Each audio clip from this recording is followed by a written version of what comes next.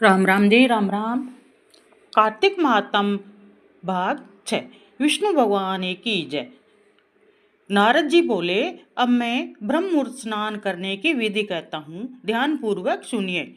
2 घड़ी रात शेष पर मनुष्य को तिल, कुशा, अक्षत, फूल, धूप, दीप आदि लेकर नदी, तालाब, कुआं अथवा विशेष पुण्य के लिए किसी तीर्थ पर जाएं। विष्णु का ध्यान करके स्नान का संकल्प करे, फिर तीर्थ तथा देवता आदि को कर्म से अंध्यादि देवे। अर्ध्य मंत्र का अर्थ यह है, हे कमलनाभि भगवान को नमस्कार, हे ऋषिकेश आपको नमस्कार, मेरे अर्ध्य को ग्रहण कीजिए। बैकुंठ प्रयाग अथवा बद्रिकाश्रम में जहाँ विष्णु ने 3 प्रकार से पद स्थापित किया है, वहाँ सब देवता मेरी रक्षा करें।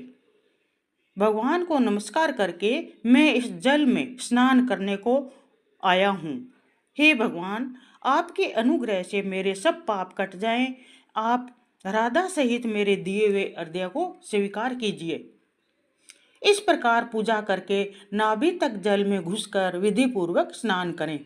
गृहस्थ वाले तिल व आंवले का चूर्ण ले। विधवा स्त्री तथा सन्यासी तुलसी की जड़ की मिट्टी लगाकर स्नान करें।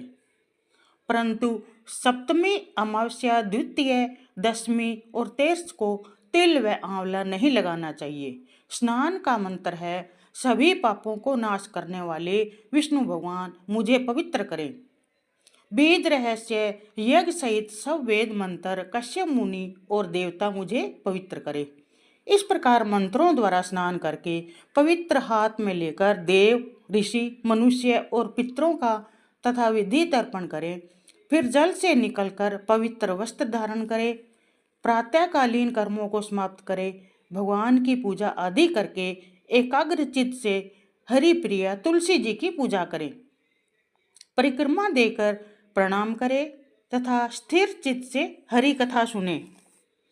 ऐसे में जो कोई भक्ति पूर्वक कार्तिक व्रत करते हैं, वे सांसारिक सुखों को भोग कर अंत में विष्णु लोक को जाता है।